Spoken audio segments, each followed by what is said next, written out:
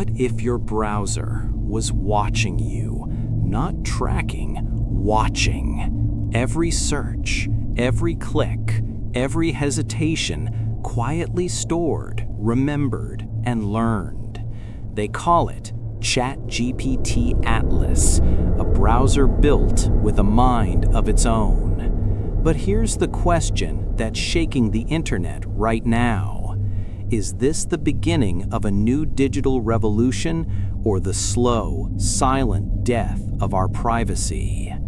Tonight, we dive deep into OpenAI's newest creation, a browser that doesn't just show you the web, it understands it, and maybe it understands you too. This is the story of ChatGPT Atlas, the browser that blurs the line between user and machine. ChatGPT Atlas launched on October 21st, 2025. At first glance, it looks like any other browser, sleek, modern, clean. But beneath that polished surface hides something no other browser has ever done. It doesn't just connect you to the web, it connects the web to your mind. Atlas is powered by the same AI that made ChatGPT famous. But this time, it's not sitting in a chat window. It's right there, inside your browser. You can ask it questions about any page you visit. It can summarize content, find sources, even explain things as you scroll. Sounds convenient, right? But here's the catch. Atlas remembers. It learns from what you read, what you buy, what you search for at 3 a.m. when you think no one's looking. And this is where things get unsettling. Atlas introduces something called browser memory. It's optional, for now. Turn it on, and your AI companion will start to remember context from your browsing. Every page, every habit, every pattern. Imagine you're researching a topic, say anxiety. A week later, you open Atlas again, and it says, "Would you like me to pick up where we left off about anxiety triggers?" Sounds helpful, until you realize it never forgot. The memory doesn't fade. And when combined with its agent mode, Atlas doesn't just remember, it acts.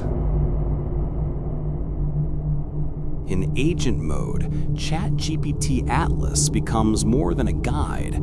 It becomes an operator. It can click links, fill out forms, buy things online. It can research your trips, compare prices, even book flights. At first, it feels like magic, an invisible assistant handling the messy stuff for you. But think about this. When you give an AI control over your browser, you're giving it access to everything. Your passwords, your habits, your identity. And here's the part that no one is talking about. If Atlas can take action for you, then in theory, it can take action without you. OpenAI says it's safe, that privacy controls exist, that you can choose what Atlas sees. But how long before convenience outweighs caution? How long before letting it help becomes letting it decide? When OpenAI launched Atlas, it wasn't just releasing software, it was declaring war on Google. For years, Chrome has ruled the internet. But Atlas doesn't just replace a browser, it replaces search itself. Instead of typing queries into Google, users now ask ChatGPT directly inside Atlas. No ads, no middlemen, no external clicks. For businesses built on web traffic, this is a nightmare. If Atlas becomes the new standard, the open web, the one we've known for decades, could could collapse. Fewer clicks mean less revenue, less visibility, less control.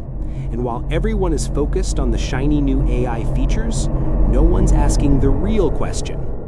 Who owns the knowledge we see when an AI decides what we read? Atlas doesn't just change how we browse, it changes how we think.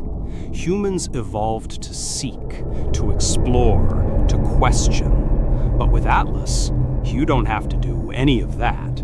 It does the searching for you. You don't just use it, you trust it. And the more you trust it, the less you question it. That's the real power of Atlas. Not speed, not memory, but psychological control.